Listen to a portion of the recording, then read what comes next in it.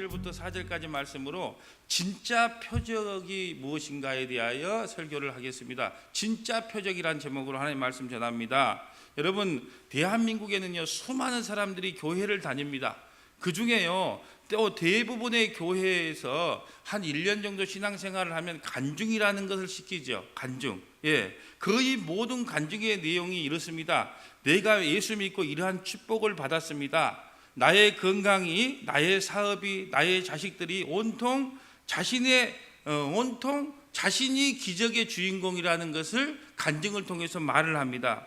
그런데요, 우리가 진짜 예수님을 만나면요 이런 고백이 되는 거예요. 예수님, 나는 죄인입니다.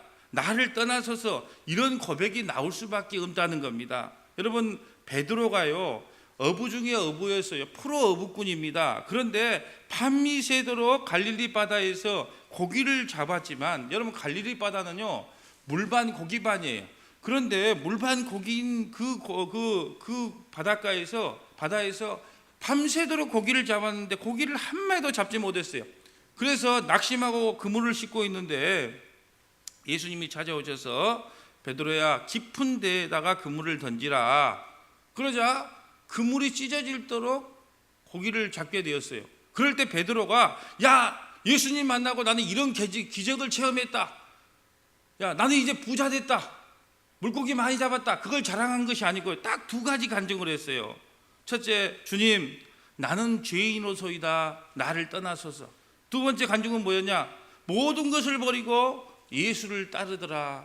그게 간증이었다는 거예요. 자, 오늘 본문 그대로 두시고 우리 먼저 베드로와 바울의 간증을 한번 들어보고 가려고 합니다. 왜냐 그러면 하도 기적 갖고 이야기를 많이 하니까, 그러면은 기적을 체험한 베드로와 바울의 고백이 무엇인지 누가복음 5장 1절로 가보겠습니다. 오늘 본문 그대로 눌러두시고 누가복음 5장 1절로 가봅니다. 자, 누가복음 5장 1절입니다. 먼저 베드로의 간증을 한번 보고 갑니다. 누가복음 5장 1절입니다. 찾으시든지 스크린 참조하시면 되겠습니다. 무리가 몰려와서 하나님의 말씀을 들을 때 예수는 게네사렛 호숫가, 여긴 갈릴리 호수입니다. 호숫가에 배 두 척이 있는 것을 보시니 어부들은 배에서 나와 그물을 싣는지라. 배를 한 마리도 못 잡고 그물을 싣고 있어요. 예수께서 한 배에 오르시니 그 배는 시몬은 베드로라는 뜻이에요. 시몬 베드로요. 시몬의 배라. 육지에서 조금 떼기를 청하시고 앉으사 배에서 무리를 가르치더니 말씀을 마치시고 시몬에게 이르시되 깊은 데로 가서 그물을 내려 고기를 잡으라. 시몬이 대답하여 이르되 선생님, 우리들이 밤새도록 수고하였으되. 여러분, 갈릴리 호숫가는요 물반 고기반인데 우리들이 밤새도록 수고하였으되 잡은 것이 없지만은, 하나도 못 잡았지만은 말씀에 의지하여 내가 그물을 내리리이다. 그렇게 하니 고기를 잡은 것이 힘이 많아 그물이 찢어지는지라. 자기가 기적의 주인공이 됐어요. 표적의 주인공이 됐습니다. 그래서 이제 나는 할렐루야 부자 됐구나. 나는 예수 만나고 이런 큰 부자가 됐어요. 이제 배를 몇 척 사도 되겠네요. 이렇게 간증을 해야 맞는데 어떻게 간증을 하냐? 자, 얼마나 물고기를 많이 잡았는지를 먼저 보고 갈까요? 이에 다른 배에 있는 동무들에게 손짓하여 와서 도와달라 하니 그들이 와서 두 배의 채움에 잠기게 됐다. 얼마나 많이 잡았는지요? 친구들을 다 오라 그래서 배에다가 실었는데 그걸 잠기게 될 정도로 많이 잡았어요. 이러면 완전히 바로 간증이 나와야 되잖아요. 예수 때문에 나는 부자 됐어요. 이런 기적을 체험했어요. 이렇게 간증이 나와야 되는데 베드로가 어떻게 간증을 하냐? 시몬 베드로가 이를 보고 예수의 무릎 아래 엎드려 이르되 주여 나를 떠나소서. 주님, 나를 떠나소서. 나이는 죄인으로소이다 하니, 예수님을 알면 알수록, 신앙이 깊어가면 깊어갈수록 우리의 고백이 그거밖에 안 나온다는 거예요. 나는 죄인으로소이다. 나를 떠나소서. 이는 자기 및 자기와 함께 있는 모든 사람이 고기 잡는 것으로 말미암아 놀라고 세베대의 아들로서 시몬의 동업자인 야고보와 요한도 놀랐음이라. 예수께서 시몬에게 이르시되 무서워하지 말라. 이제 후로는 내가 사람을 취하리라 하시니 그들이 배들을 육지에 대고 모든 것을 버려두고 예수를 따르니라. 그러니까 예수님을 진짜 만나면, 우리가 신앙이 깊어가면 깊어갈수록 우리의 간증이요, 나를 떠나서서 주님 나는 죄인입니다. 이제 나는 내 꿈, 내 비전, 내 야망 내려놓고 주님 따르겠습니다. 이런 것을 간증해야 진짜 간증이라는 거죠. 여러분, 한국교회는 간증공학이라는 말이 있어요. 진짜 간증 중에 내가 죄인 중에 괴수였고 나의 나된 것은 오직 하나님의 은혜입니다. 이제 십자가만을 지고 예수를 따르겠습니다. 이런 간증이 얼마나 있습니까? 여러분, 무당들도 주는 복, 타 종교들도 얻을 수 있는 복을 외치지 않습니까? 여러분, 사도 바울은요, 자신의 약한 것을 늘 간증하고 다녔어요. 사도 바울은요, 병을 늘 몸에다가 간직하고 다녔어요. 그것이 간질인지 안질인지는 잘 몰라요, 정확하게. 여러분, 간질이었다고 한번 생각을 해보세요. 주 예수를 믿어라, 그리하면 너와 내 집이 구원을 얻으리라 팩스면서 입에 침을 질질 흘려서 다시 복음을 전한 그런 간질을 갖고 있었단 말입니다.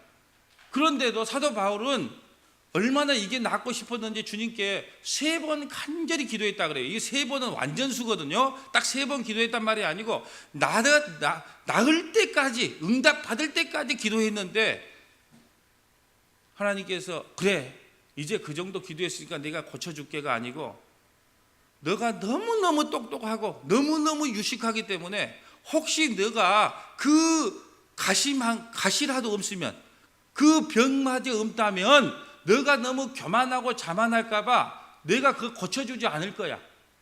그러니까 너는 평생 그거 안고 살아. 그러니까 네, 주님 감사합니다. 나는 앞으로 간증을 할 때 내가 나된 것을 자랑하는 것이 아니고 나의 약함을 늘 간증하고 자랑하고 있겠습니다. 왜? 내가 약할 때 강함이 되며 내가 약할 때 주님이 드러나기 때문에 그렇습니다라고 고백을 합니다. 우리 바울의 그 간증도 한번 보고 갑니다. 고린도후서 12장 1절입니다. 자, 고린도후서 12장 1절. 왜 제가 이 간증을 오늘 이야기하냐면 바리새인들이 표적을 보여달라고 자꾸 이야기하니까 그 표적이 잘못된 거라는 걸 이야기하는 것을 제가 말씀을 통해 보여드린 겁니다. 고린도후서 12장 1절 가봅니다. 고린도후서 12장 1절. 여러분, 사도 바울이 이런 사람이에요. 오늘 고린도후서 12장을 보면 여러분이 사도 바울 대단한 사람이구나, 그걸 알 겁니다. 고린도후서 12장 1절을 봅니다. 무익하나마 내가 부득불 자랑하노니 주의 환상과 계시를 말하리라. 내가 어쩔 수 없이, 너희들이 하도 자랑을 많이 하니까, 네가 율법 잘 지켰다고, 하나님 말씀 잘 순종하고 산다고 하도 자랑하니까 내가 부득불 어쩔 수 없이 자랑 하나 해볼게. 그러면서 이렇게 말합니다. 내가 그리스도 안에 있는 한 사람을 아노니, 자기 자신을 지금 이야기할 때도 그래요. 내가 그리스도 안에 있는 한 사람을 아노니, 자기 자신을 이야기하는 겁니다. 그는 14년 전에 셋째 하늘에 이끌어 간 자라. 그가 천국 갔다 왔단 말입니다. 사도 바울이 살아있는 채로 천국까지 가서 천국을 경험했던 그런 놀라운 기적과 표적을 경험했던 인물이라는 걸 이야기하는 거예요. 그가 몸에 있었는지 몸 밖에 있었는지 나는 모르거니와 하나님은 아시느니라. 내가 이런 사람을 하노니, 자기 자신을 지금 이렇게 표현하는 거예요. 내가 이런 사람을 하노니 그가 몸 안에 있었는지 몸 밖에 있었는지 나는 모르거니와 하나님은 아시느니라. 내가 눈을 떴는데 몸이 들려서 갔는지 내 혼만 빠져나갔는지 모르겠다는 거예요. 천국을 경험하고 왔다는 겁니다. 그러면서 이렇게 말합니다. 그가 낙원에 이끌려가서 천국에 가서 말로 표현할 수 없는 말을 들었으니 사람이 가히 이르지 못할 말이로다. 천국에 가서 놀라운 말을 들었단 말입니다. 어떤 말을 들었을까요? 에베소서에 보면은 창세전에 내가 너를 택했다. 내가 너를 사도로 불렀다. 나 예수 믿는 사람 잡으러 다녔던 나쁜 사람인데요. 아니야, 나는 창세전에 너를 택했고 너는 나의 참 일꾼이다. 하나님한테 그런 소리를 들었겠죠. 5절 봅니다. 내가 이런 사람을 위하여 자랑하겠으나 나를 위하여 약한 것 외에 자랑하지 아니하리다. 내가 천국까지 보고 온 사람이지만 나는 약한 것 외에 자랑하지 않겠다. 그런데 여러분, 수많은 사람들이 간증을 하면서 뭐라 그럽니까? 나 천국 보고 왔대요. 천국에 가니까 어떤 목사가 지옥에 있더라, 내 천국 보고 오니까 이렇더라, 그러면서 자기가 천국 본 걸 계속 간증하고 자랑하잖아요. 여러분, 그러면 사도 바울은요, 그 천국을 보고 왔는데도요 14년 동안 입을 닫고 있었어요. 근데 부득불 너희들이 하도 자랑하고 다니니까 내가 한마디 할게 하면서 말하는 거예요. 그러면서 사도 바울은 천국 보고 온 것을 자랑하는 것이 핵심이 아니고, 나의 나된 것은 오직 하나님의 은혜요, 나는 약함을 자랑할 뿐이다 하는 걸 이야기하는 거예요. 그러니까 여러분이 성경을 조금만 알면 엉터리 같은 간증을 할 때, 야, 사도 바울은 저렇게 간증 안 했는데, 사도 바울은 자기의 약함을 자랑하고 약함을 간증했는데 뭔 천국 가서 뭘 보고 왔네 어쩌네 그걸 가지고 온 교회를 돌아다니면서 간증을 할까? 여러분이 성경에 비추어보면 뭐가 옳고 뭐가 그런가를 딱 판단할 수 있지만은 성경을 모르기 때문에 듣는 거 다 오케이 하는 거예요. 그래서 성경을 배우라고 이야기합니다. 6절 봅니다. 내가 만일 자랑하고자 하여도 어리석은 자가 되지 아니할 것은 내가 참말을 함이라. 그러나 누가 나를 보는 바와 내게 듣는 바에 지나치게 생각할까 두려워하여 그만두었노라. 내가 천국 갔다 와서 이거 봤다 저거 봤다 하면 누군가가 그걸 통해서 지나치게 생각할까 봐, 또 자기 자신을 두려워할까 봐 그만두었다. 여러 계시를 받은 것이 지극히 크므로 얼마나 많은 계시를 받았는가 몰라요, 사도 바울은. 그래서 성경을 구약 신약 성경의 반을 기록했잖아요. 여러 계시를 받은 것이 지극히 크므로 너무 자만하지 않게 하시려고 내 육체에 가시를 곧 사탄의 사자를 주셨으니 이는 나를 쳐서 너무 자만하지 않게 하렴이라. 여기서 가시는요 1m 되는 쇠꼬챙이를 이야기합니다. 옛날에요 포로를 잡으면요 1m 되는 쇠꼬챙이를 거기다가 박아놓은 걸 가시라 그래요. 그런 얼마나 큰 고통스러운 그 가시를 늘 몸에 지니고 다녔다는 거예요. 왜? 하나님께서 그걸 허락했다는 겁니다. 왜? 너가 너무 계시를 많이 받고 똑똑해서 혹시 자만해서 교만해서 지옥 갈까 봐 내가 너에게 그런 가시를 주었다는 거예요. 여러분, 여러분에게도 가시가 있을 겁니다. 저에게도 가시가 있어요. 저에게도 가시가 있어요. 늘 이걸 어떻게 해결하지 못할 가시 있습니다. 왜요? 그것이 없다면 저는 그렇습니다. 가정생활에도요 내가 한 가지만 제대로 하면 마누라한테 구박받을 일 없을 것 같아. 그런데 그 가시를 끊지를 못해요. 그 늘 가시를 안고 삽니다. 예. 왜? 그 가시 때문에 오히려 낙심하고 좌절할 때가 더 많아요. 근데 그 가시를 우리에게 허락하셨다니까요. 이것을 내게서 떠나가기 위하여 내가 3번 주께 간구하였더니 주님 내가 힘들어 죽겠어요. 제발 이 가시를 나에게서 좀 끊어주세요. 예. 3번 기도했다는 것은 완전하게, 여러분 스펄전 목사님이라는 분이 계세요. 예, 스펄전 아주 유명한 목사님이고 아주 설교를 잘한 목사님인데 그 목사님의 고통이 하나 있었어요. 뭐냐? 그분은요 돌아가실 때까지 담배를 못 끊었어요. 이게 담배를 피면서 설교 준비를 하고 그거 하나 끊지 못했단 말이에요. 그러니까 그분이 얼마나 괴로웠을까 저는 생각을 해봐요. 본인이 끊지 않고 싶었겠어요? 몸에 해롭고 안 좋은 거, 덕이 안 되는 거 안 해보려고 했겠지요. 근데 죽을 때까지 못 끊었어요.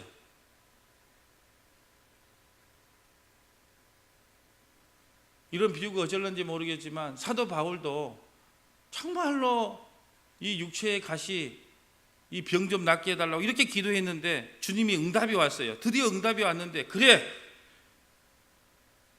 간질이 뭐냐, 예수 믿는 사람한테 예수의 이름으로 내가 그 고쳐줄게, 그렇게 응답이 오면 좋지만 9절에 보세요. 나에게 이르기를 내 은혜가 내게 적하도다. 이는 내 능력이 약한 데서 온전하여짐이라 하신지라. 그러므로 도리어 크게 기뻐함으로 나의 여러 약한 것들에 대하여 자랑하리니 이는 그리스도의 능력이 내게 머물려 하립니다. 그리스도의 능력이 내게 머물기 위해서 내가 너에게 가시를 줬다는 거예요.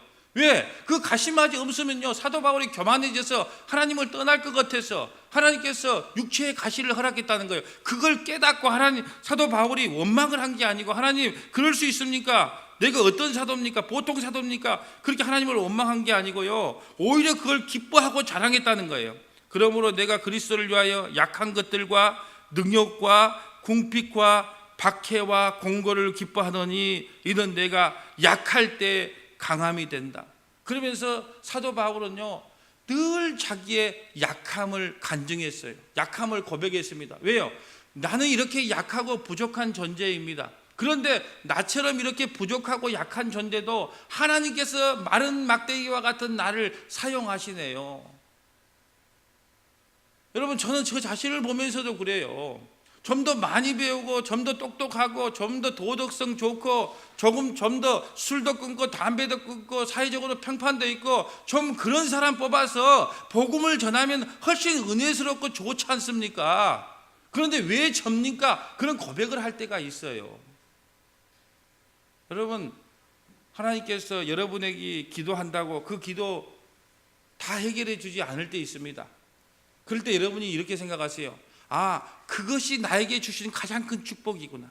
그 약점이 나에게 준 가장 큰 축복입니다. 여러분, 남편이 여러분을 박해하고 구박합니까? 그것이 여러분에게 준 가장 큰 복이에요. 왜? 그렇게 해서 그걸 보면서 아, 저렇게 살면 안 되겠다. 여러분, 각 씨가 내일 잔소리를 합니까? 예, 그게 복입니다. 왜? 잔소리를 그 정도 하기 때문에 그 선에서는 안 벗어나는 거예요. 여러분, 자녀들이 늘 속을 썩입니까? 그러니까 나무 자식을 보고도 비판할 수 없는 거예요. 딸들이 속을 썩입니까? 나무 딸을 보고 난 욕할 수 없습니다. 미니스커트를 입고요, 속옷이 다 보인다 해도 나는 그들을 욕할 수 없어요. 왜? 내가 딸을 둘이나 키우고 있기 때문에. 여러분, 늘 그런 걸 보면서 모든 것이 나의 나된 것이 하나님의 은혜뿐이구나라고 우리가 고백하고 나갈 수밖에 없다는 것입니다. 여러분, 자신의 약함을 자랑해야 그리스도의 일을 할 수 있는 겁니다. 그리스도께서 그때서야 일할 수 있는 거예요. 여러분, 오늘 본문에 보면요, 바리새인과 사두개인들이 예수님께 또 다른 표적을 구해달라고 합니다. 또 다른 표적을 달라고 합니다. 우리가 지난 주일날 장애인을 고치는 사건을 통해서 내가 바로 구약에 예언한 메시아다, 이것을 설명했음에도 불구하고, 내가 바로 구약에 예언한 메시아다 설명했음에도 불구하고 또 다른 표적을 자꾸 보여달라고 합니다. 우리가 저번 주에 봤던 본문 한번 보고 갑니다. 마태복음 15장 29절입니다. 마태복음 15장 29절 봐보세요. 자, 마태복음 15장 29절. 자, 이 표적을 보면서도 또 다른 표적을 보여달라고 합니다. 마태복음 15장 29절 봅니다. 예수께서 거기서 떠나서 갈릴리 호수가에 이르니 산에 올라가 거기 앉으시니 큰 무리가 다리 저는 사람과 장애인과 맹인과 말 못하는 사람과 기타 여럿을 데리고 와서 예수의 발 앞에 앉힘에 고쳐주시니 말 못하는 사람이 말하고 장애인이 온전하게 되고 다리 저는 사람이 걸으며 맹인이 보는 것을 무리가 보고 놀랍게 여겨 이스라엘 하나님께 영광을 돌리니라. 이 모든 것은 구약에 예언한 메시아가 바로 나다는 것을 말씀을 통해서 증거를 했음에도 불구하고 그 말씀은 시시해요. 뭐 눈에 팍 띄는 거, 사이다 같은 체험, 뭐 놀라운 기적, 이적, 표적을 좀 보여주세요. 이렇게 말을 하는 겁니다. 여러분 성경을 통해서 우리가 다 아는 내용이 부자와 나사로 이야기일 겁니다. 부자가 지옥에 가서요, 아브라함에게 이렇게 말합니다.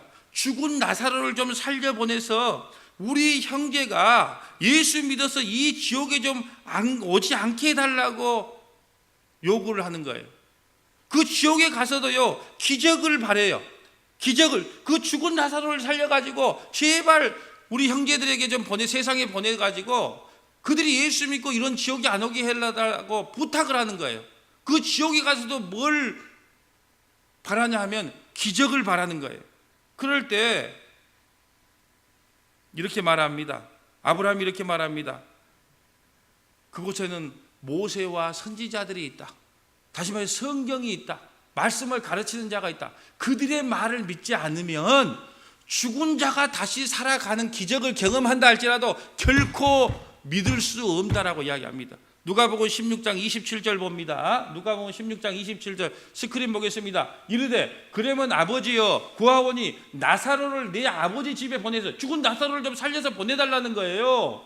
뭐 아브라함이 이르되 그들에게 내 형제 다섯이 있으니 그들에게 증언하게 하여 그들도 이 고통받는 곳에 오지 않게 해주세요. 죽은 나사로 좀 살려 보내서 그런 기적을 좀 보여줘서 예수가 살아있구나, 하나님 나라가 있구나, 지옥이 있구나 경험하게 해서 그들도 좀 천국 오게 해주세요. 이렇게 말할 때 아브라함이 이랬습니다. 아브라함이 그들에게 모세와 선지자들이 있으니 그들에게 들을지니라. 모세와 선지자가 있다는 거예요. 이르되 그렇지 아니하이다. 아버지 아브라함이여 만일 죽은 자에게서 그들에게 가는 자가 있으면 회개하리라. 천국 가서도 아직도 지옥에 가서도 기적과 이적과 표적을 보여달라고 때를 쓰는 거예요. 근데 아브라함이 뭐라 그럽니까? 모세와 선지자의 글, 다시 말해서 성경으로 깨닫지 못하면, 다시 말해서 복음을 전하는 자의 말을 듣지 않으면 아무리 큰 기적과 표적과 이적을 경험한다 할지라도 결코 믿음이란 건 생길 수 없는 거다. 여러분, 사람은요 기적과 표적으로 절대 믿음이 생길 수 없습니다. 잠깐의 기적을 보면 와 대단하다 이런 마음은 들겠죠. 바로 사라지는 겁니다. 여러분, 믿음은요 전적으로 하나님의 선물이에요. 믿음은 전적으로 하나님의 선물입니다. 그런데 여기서 중요한 건요, 믿음은 전적으로 하나님의 선물인데 그 믿음을 강화시키는 방법이 세 가지가 있어요. 믿음이 점점 자라나게 하는, 믿음을 강화시키는 방법이 세 가지가 있어요. 첫째는 바른 복음을 들을 때 믿음이 생기는 겁니다. 바른 복음. 그러니까 믿음은 들음에서 나요. 기적, 체역, 표적이 아니고 믿음은 들음에서 납니다. 그러므로 바른 복음을 여러분이 계속 들으면 믿음이 생겨나는 거예요. 믿음이 강화되는 겁니다. 두 번째는요, 성례가 있어요. 성찬과 세례를 통해서 믿음이 계속 강화되는 겁니다. 마지막 세 번째는요, 기도를 통해서 우리의 믿음이 강화될 수 있어요. 그러므로 1차적으로 믿음은 하나님의 선물이지만 이 세 가지, 바른 복음, 성례, 기도를 통해서 우리의 믿음이 조금씩 강화되어 나갈 수 있다는 겁니다. 오늘 본문을 한번 볼까요? 마태복음 16장 1절입니다. 바리새인과 사두개인들이, 여러분 바리새인과 사두개인들은요 사상이 틀려요. 바리새인들은요 사람이 죽으면 부활이 있다고 믿은 사람들이고, 사두개인들은 이거 부활이 어디 있어, 이 세상이 끝이지. 그러므로 사두개인들은요 전부 다 고위층에 살아요. 높은 자리에서요 잘 먹고 잘 사는 데다가 집중하고 살았어요. 이게 전혀 사상이 안 맞는 사람임에도 불구하고 이 표적을 구하는 데는 하나가 되어서 바리새인과 사두개인들이 와서 예수를 시험하여 하늘로부터 오는 표적 보이기를 청하니, 표적을 좀 보여주세요. 그러자 예수께서 이렇게 대답합니다. 너희가 저녁이 하늘이 붉으면 날이 좋겠다고.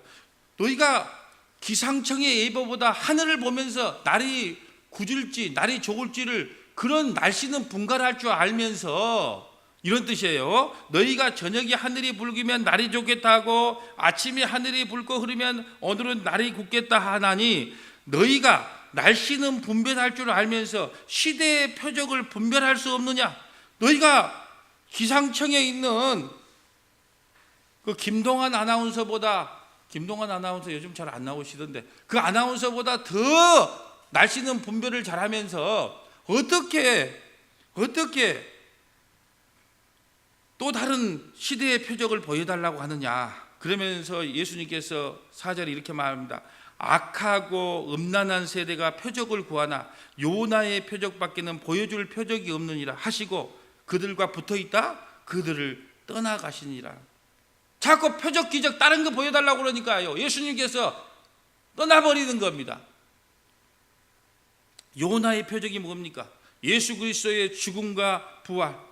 요나가 3일 밤낮 물고기 뱃속에 있다가 그곳에서 나와서 느니웨에 가서 복음을 전한 것처럼 예수 그리스도께서도 십자가에 죽으시고 3일 만에 부활하셔서 우리를 구원한 그 요나의 표적밖에는 보여줄 것이 없다. 다시 말해 십자가 외에는 다른 표적이 없다.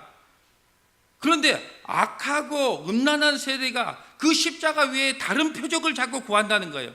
그 십자가 없이는 단 한 사람도 구원받은 사람이 없기에 그 십자가가 진짜 표적인데, 그 십자가가 진짜 신비요 비밀이요 기적이요 표적인데 다른 걸 또 보여달라고 하니 나는 너희와 함께 있을 수 없다. 그래서 내가 너희를 떠난다라고 이야기를 하는 거예요.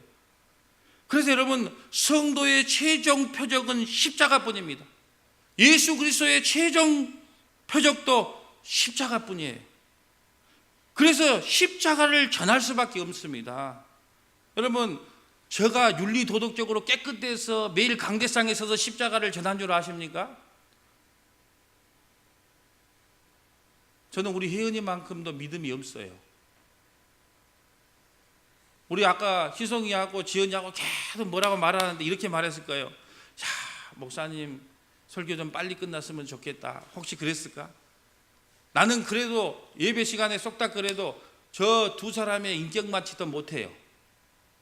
내가 바르게 살고 인격이 올바르해서 이곳에 와서 십자가를 전하는 게 아니고 목사님과 와서 십자가를 전하는 겁니다. 왜? 그거 외에는 다른 전할 것이 없기 때문에 그래요.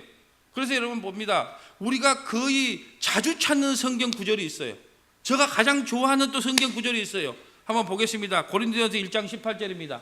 십자가의 도가, 십자가의 말씀이 멸망하는 자들에게 미련한 것이요, 세상 사람들에게 미련한 것이에요. 여러분이 목걸이 타고 다니면 무슨 뭐 마귀가 접근을 못할 줄 알고 그거 차고 다닙니까? 아니에요. 십자가의 도가 멸망하는 자에게는 미련, 세상 사람들에게는 십자가는 사형 틀에 지나지 않습니다. 미련한 것이요, 구원을 받는 우리에게는 하나님의 능력이라 기록된 바 내가 지혜 있는 자들의 지혜를 멸하고 청명한 자들의 청명을 폐하려 하였으니, 지혜 있는 자가 어디 있느냐? 선비가 어디 있느냐? 세대의 변론가가 어디 있느냐? 하나님께서 이 세상의 지혜를 미련하게 하신 것이 아니냐? 하나님의 지혜에 있어서 이 세상이 자기 지혜로 하나님을 알지 못하므로 하나님께서 전도는 여기서 설교예요. 설교, 말씀입니다. 하나님께서 설교에 미련한 것으로 그래서 설교를 하는 겁니다. 여기서 예수 믿으세요 하는 그런 전도가 아니에요. 하나님께서 설교에 미련한 것으로 믿는 자들을 구원하시기를 기뻐하셨다. 그러므로 십자가 외에는 전할 것이 없다는 거예요. 유대인은 표적을 구합니다. 바리새인들, 사두개인들, 세상 사람들은 표적을 구합니다. 헬라인들은요 지혜를 구합니다. 그래서 많은 철학자가 배출합니다. 그러나 우리는 십자가에 못 박힌 그리스도를 전하니 유대인에게는 꺼리킨 것이요 이방인에게는 미련한 것이로되 오직 부르심을 받은 자들에게는, 우리예요, 부르심을 받은 자들에게는 유대인이나 헬라인이나 그리스도는 하나님의 능력이요 하나님의 지혜니라. 아멘. 여러분, 모든 교회가 오늘도 11시에 모여서 예배를 드립니다. 그런데 모든 교회가 같은 말, 같은 복음, 이 십자가를 전해야 된다고 외치고 있어요. 누가요? 내가 외친 것이 아니고요, 사도 바울이 외치고 있어요. 고린도전서 1장 10절 봅니다. 형제들아, 내가 우리 주 예수 그리스도 이름으로 너희를 권하노니 제발 이렇게 전해라. 모두가 같은 말을 하고 너희 가운데 분쟁이 없는 것 같이 마음과 같은 뜻을 온전히 합하라. 내 형제들아, 글로의 집의 편에서로 너희에 대한 말이 내게 들리니 곧 너희 가운데 분쟁이 있다는 것이라. 내가 이것을 말하거니와 너희가 각각 이르되 나는 아볼로에게, 교회에 분쟁이 있어요. 나는 아볼로 바울파다. 나는 아볼로에게, 나는 게바는 베드로거든요. 나는 베드로파다. 아니다, 나는 그리스도에 속한 자라 하는 것이니, 그리스도께서 이제 나누었느냐? 바울이 너희를 위하여 십자가에 못 박혔으며 바울의 이름으로 너희가 세례를 받았느냐?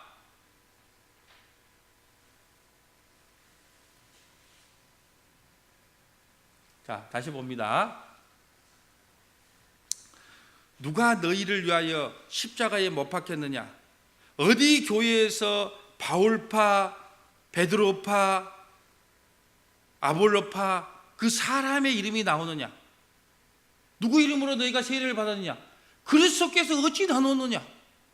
그리스도 외에, 그 십자가 외에 왜 다른 사람의 이름이 나오느냐는 거예요. 교회는요, 누구 우리 교회 누구 때문에 돌아가죠? 김공정 안수집사님 때문에 돌아가죠? 그러면 교회 문 닫아야 되는 겁니다. 새물교 우리 교회요, 제가 없어도 두 분의 목사님 계세요. 누가 올라와서 설교를 해도 교회가 앞으로 진행되고 나가야 정상인 교회예요. 우리 교회는 담임 목사님이 있으니까 굴러가? 잘못된 교회입니다. 우리 교회를 섬기는 그 어떤 목사님이 이곳에 와서 설교를 해도 이 교회는 돌아가야 정상적이에요. 오늘 그렇게 말하잖아요. 나는 아볼로파, 나는 바울파, 나는 게바파. 그럴 때 이렇게 말하지 않습니까? 누가 너희를 위해 죽었느냐?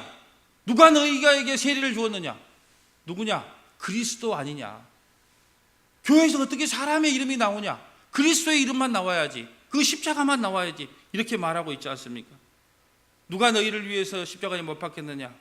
어느 교회에서 사람의 이름이 등장할 수 있느냐? 그렇게 말하고 있습니다. 고린도서 1장 25절 봅니다. 하나님의 어리석음이 사람보다 지혜롭고 하나님의 약하심이 사람보다 강하니라. 형제들아 너희를 부르심을 보라. 육체를 따라 지혜로운 자가 많지 아니하며 능한 자가 많지 아니하며 물본 좋은 자가 많지 아니하노라. 그러나 하나님께서 세상에 미련한 것을 택하사 지혜 있는 자들을 부끄럽게 하시려고 세상에 약한 것들을 택하사 강한 것들을 부끄럽게 하시며 하나님께서 세상에 천한 것들과 멸시받은 것들과 없는 것들을 택하사 있는 것들을 폐하려 하시나니 이는 아무 육체도 하나님 앞에서 자랑하지 못하게 하려 함이라. 너희는 하나님으로부터 나서 그리스도 예수 안에 있고 예수는 하나님으로부터 나와서 우리에게 지혜와 의로움과 거룩함과 구원함이 되셨으니 기록된 바 자랑하는 자는 주 안에서 자랑하라 함과 같으니라. 아멘. 여러분, 예수님의 최적 표적은요 오직 십자가뿐이었어요. 십자가 외에는요 다른 복음을 전하는 것은 거짓 사도요 광명한 천사로 가장하는 사탄이라는 거예요. 고린도 후서 11장 1절 봅니다. 원하건대 너희는 나의 좀 어리석은 것을 용납하라. 청하건대 나를 용납하라. 내가 하나님의 열심으로 너희를 위하여 열심을 내노니 내가 너희를 정결한 처녀로 한 남편인 그리스도께 드리려고 중미함이로다. 보세요. 사도 바울이 평생 했던 일이 뭐냐 그러면 처녀로서, 처녀는 교회를 이야기합니다. 남편은 누구요? 예수를 이야기합니다. 예수님. 그러니까 교회와 예수님을 중미하는 일을 평생 했다는 겁니다. 다른 거 안 했다는 거예요. 소개했다는 겁니다. 예수가 누구인지 그 신부에게 소개했다는 겁니다. 이걸 평생 했다는 거예요. 그러나 나는 뱀이 그 관계로 하와를 미혹한 것 같이 너희 마음이 그리스도를 향하는 진실함과 깨끗함에서 떠나 부패할까 두려워하노라. 만일 누가 가서 우리가 전하지 아니한 다른 예수를 전하거나 우리가 전하지 아니한 다른 예수를 전하거나 혹 너희가 받지 아니한 다른 영을 받게 하거나 혹 너희가 받지 아니한 다른 복음을 받게 할 때는 너희가 잘 용납하는구나. 나는 지극히 크다는 사도들보다 부족한 것이 조금도 없는 줄로 생각하노라. 내가 말에는 부족하나 말은 좀 어눌했는가 봐요.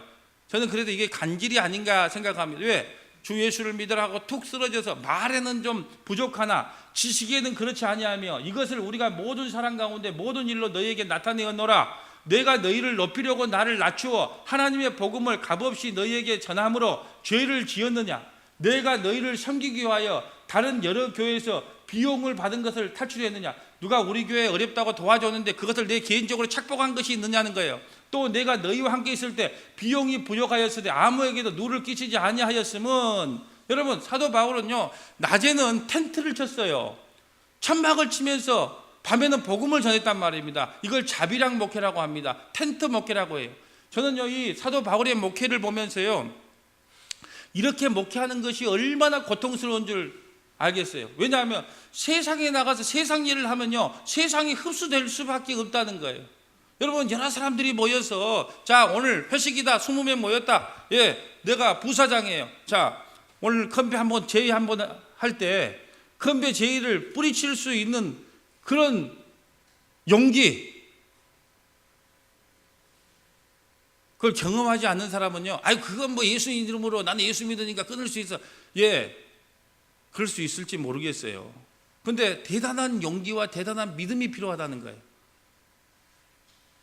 그런데 사도 바울은요 낮에는 일을 하며 밤에는 말씀을 전하는 그런 자비량 목회를 했다는 거예요. 그래서 이렇게 말합니다. 내가 너희와 함께 있을 때 비용이 부족하였을 때 아무에게 누를 끼치지 아니하였음은 마게도냐에서 온 형제들이 나의 부족한 것을 보충하였습니다. 내가 모든 일에 너희에게 폐를 끼치지 않기 위하여 스스로 조심하였다. 여러분 폐를 끼치지 않으려고 여기서 여러분에게 헌금 강조 안 하려고, 왜? 살아가는 형편들을 너무 잘 아니까 헌금 이야기 안 하려고 그런 거예요. 목회자의 마음은 그렇습니다. 할 수만 있으면 스스로 벌어서 충당하고 싶은 마음이 많아요. 왜? 형편을 뻔히 아니까. 그래도 피해를 끼치지 않으려고 몸부림을 칩니다. 사도 바울도 그런 심정으로 일을 했을 거라 생각을 합니다. 그리스도의 진리가 내 속에 있으니 아가야 지방에서 나의 이 자랑이 막히지 아니하리라. 어떠한 까닭이냐? 내가 너희를 사랑하지 아니함이냐? 하나님이 아시느니라. 나는 내가 해온 그대로 앞으로로 하리니 기회를 찾는 자들이 그 자랑하는 일로 우리와 같이 인정받으려는 그 기회를 끊으려 함이라. 그런 사람은 거짓 사도요, 다른 복음을 전하고 다른 예수를 전하고 다른 영을 전하는 사람은, 그런 사람들은 거짓 사도요, 속이는 일꾼이요, 자기를 그리스도의 사도로 가장한 자들인다. 그들이 뿔 달리고 오지 않는다는 거예요. 거짓 복음을 전하고 이단이, 사탄이, 여러분 이단이 뿔 달리고 복음을 전하던가요? 아니잖아요. 이것은 이상한 일이 아니다. 사탄도, 거짓 복음을 전하는 사탄도 자기를 광명한 천사로 가장하나니, 그러므로 사탄의 일꾼들도 자기를 의의 일꾼으로 가장하는 것이 또한 대단한 일이 아니니라. 그들의 마지막은 그 행위대로 되리라. 아멘. 여러분, 예수님의 최종 표적은 십자가 외에 다른 복음이 없습니다. 근데 거짓 복음을 전하는 자들은요, 뿔이 달려있기에 우리에게 오지 않아요. 우리는 옛날에, 나는 초등학교 다닐 때 공산군은 다 뿔이 달린 줄 알았어요. 북한 사람들은 다 뿔이 달려있는 줄 알았어요. 근데 TV에서 요즘 보니까 북한 여자들이 더 이뻐요. 북한 남자들이 더 잘생겼어요. 뿔 안 달렸어요. 마찬가지입니다. 거짓 복음을 전한다고 뿔이 달린 것이 아니에요. 오히려 모든 것이 완벽하고 매력적이고 천사의 얼굴을 하고 다가옵니다. 너무 매력적이에요. 저는요, 이단에 빠져있는 여자분들이요, 복음을 전할 때요, 옷차림도 너무 깔끔한 걸 봤어요. 얼굴도 너무너무 이뻐요. 몸매도 완벽해요. 그런데 전하는 복음은요, 이단의 복음이라는 거예요. 여러분, 뿔 달리게 나타나는 게 아니고요, 광명한 모습으로 나타난다는 거예요. 갈라디아서 1장 3절 한번 보겠습니다. 갈라디아서 1장 3절. 왜 목사님이 어떤 건 성경을 찾고 안 찾을까? 시간을 보면서 시간이 너무 늦을 것 같으면 안 찾고, 시간이 조금 이게 맞힐 수 있으면 또 성경 찾고, 그런 애로점이 있어요. 자, 갈라디아서 1장 3절 봅니다. 자, 이제 복음이 정리되어 있어요. 자, 사도 바울이 어떻게 복음을 정리하고 있냐? 갈라디아 1장 3절 봅니다. 우리 하나님 아버지와 주 예수 그리스도부터 은혜와 평강이 있기를 원하노라. 4절이 복음입니다. 그리스도께서, 하나님 곧 우리 아버지의 뜻을 따라 이 악한 세대에서 우리를 건지시려고 우리 죄를 대속하기 위하여 자기 몸을 주셨으니, 복음이 한마디로 정의되죠. 그리스도께서, 하나님 곧 우리 아버지의 뜻을 따라 이 악한 세대에서 우리를 건지시려고 우리 죄를 대속하기 위하여 자기 몸을 주셨으니, 이게 복음입니다. 영광이 그에게 세세토록 있을지어다. 아멘. 그런데 이것 말고 다른 복음을 전하는 사람이 있다는 거예요. 그리스도의 은혜로 너희를 부르신 이를 이같이 속기 떠나 다른 복음을 따르는 것을 내가 이상하게 여기노라. 기적, 신비, 이적, 다른 복음을 잘도 따라간다. 다른 복음은 언하니 다만 어떤 사람들이 너희를 교란하여 그리스도의 복음을 변하게 하려 함이라. 그러나 우리나 혹은 하늘로부터 온 천사라도 우리가 너희에게 전한 복음 외에 다른 복음을 전하면 저주를 받는다는 거예요. 얼마나 한이 있었으면요, 다른 복음을 전하면 저주를 받는다는 말을 2번이나 합니다. 우리가 전에 말하였거니와 내가 지금 다시 말하노니, 만일 누구든지 너희가 받은 것 외에 다른 복음을 전하면 저주를 받는다. 이제 내가 사람들을 좋게 하랴, 하나님께 좋게 하랴, 사람에게 기쁨을 구하랴. 내가 지금까지 사람에게 기쁨을 구하였다면 그리스도의 종이 아니니라. 그 복음을 통해서 예수 그리스도를 믿고 우리가 성령 받은 자가 되었는데 무슨 다른 표적이 필요하다는 겁니다. 우리가 예수님을 주와 그리스도 믿고 고백한 것보다 더 큰 표적이 또 필요하냐는 거예요. 우리가 성령 받은 것보다 더 큰 표적이 또 우리에게 필요하냐는 겁니다. 여러분, 예수 그리스도의 최종 표적은 십자가뿐이에요. 구약에요, 홍해가 갈라지는 사건을 이스라엘 백성들이 경험했어요. 요단강이 갈라지는 것을 경험했습니다. 여리고가 무너지는 걸 경험했어요. 만나를 40년 동안 하나님께서 먹이신 걸 경험했습니다. 신약에서요, 죽은 나사로를, 냄새나는 나사로를 살린 것을 경험했습니다. 그러나 성경은 이렇게 말하고 있습니다. 요한복음 12장 37절. 요한복음 12장 37절입니다. 다 같이 한번 읽습니다. 시작. 이렇게 많은 표적을 그들 앞에서 행하였으되 그를 믿지 아니하니. 이렇게 많은 표적과 기적을 행했다 할지라도 그들이 믿지 않았다는 거예요.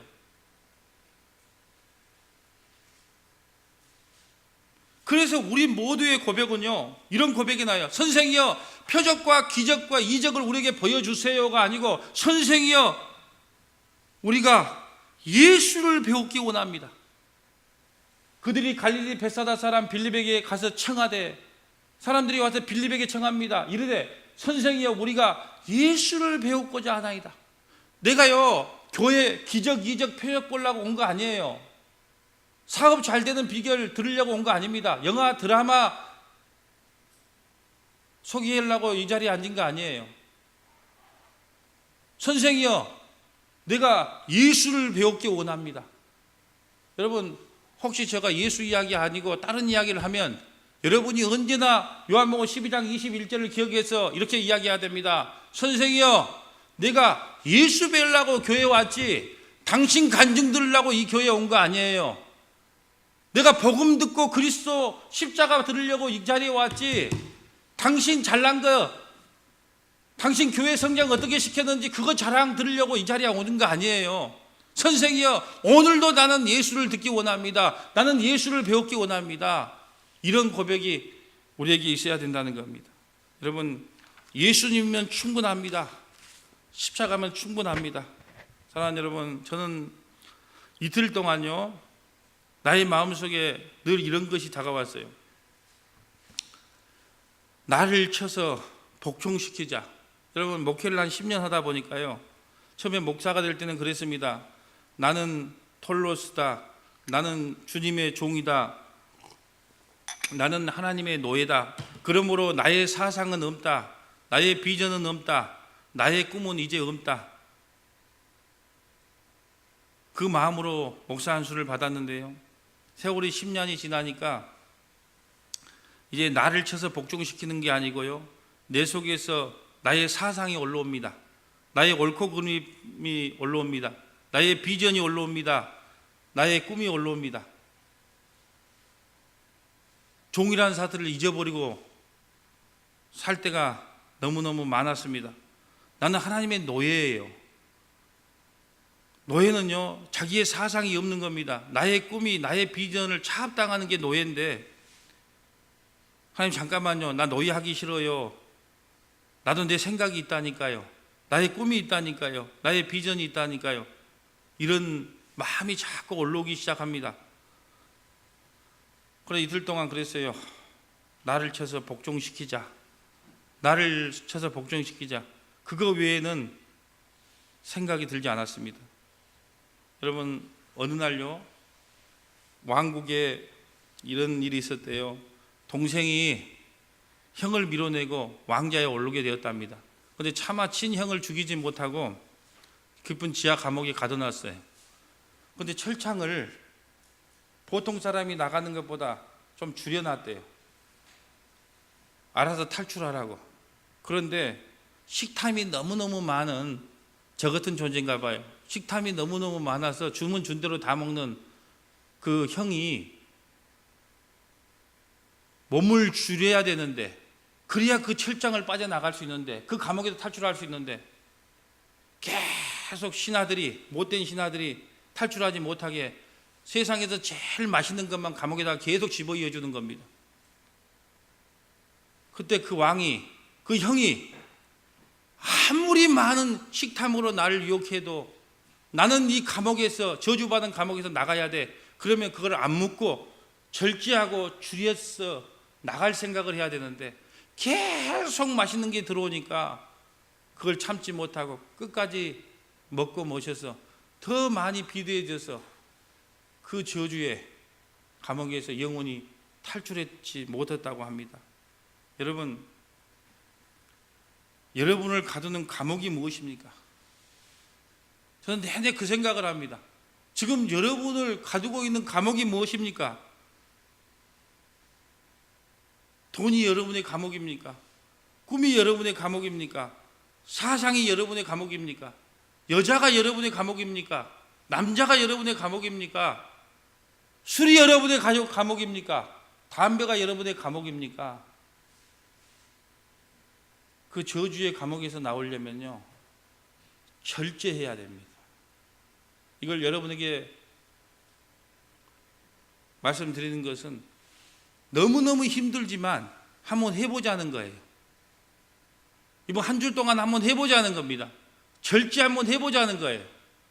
그 감옥에서 가두고 있는 그것을 내가 한번 끊어보자는 거예요. 절제해보자는 겁니다. 너무너무 고통스럽고 힘들어요. 안 해본 사람들은 모릅니다. 여러분, 마약을 안 해본 사람은요, 마약을 끊는 것이 얼마나 큰 고통인지 몰라요. 담배를 피다가 끊는 사람은요, 그것이 끊는 것이 얼마나 큰 고통인지 몰라요. 돈을 잘 번 사람이요, 돈을 내려놓으려고 하면요, 그것이 얼마나 큰 고통인지 모릅니다. 술 좋아하는 사람이요, 괴로울 때 술 끊는 거 얼마나 큰 고통인지 몰라요. 그렇지만 이제 그 저주의 감옥에서 나오려면 우리가 절제해 보자고요. 몸부림쳐 보자고 말이에요.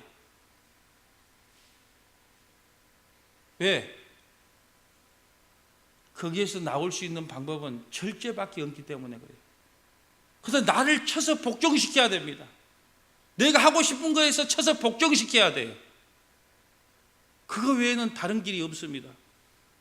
여러분, 이번 한 주간도 오늘 설교를 기억하면서 내가 하고 싶은 거 다 하고 내가 가고 싶은 데 다 가자 그러지 마시고, 나를 쳐서 복종시켜서 내가 갇혀있는 그 저주의 감옥에서 빠져나가는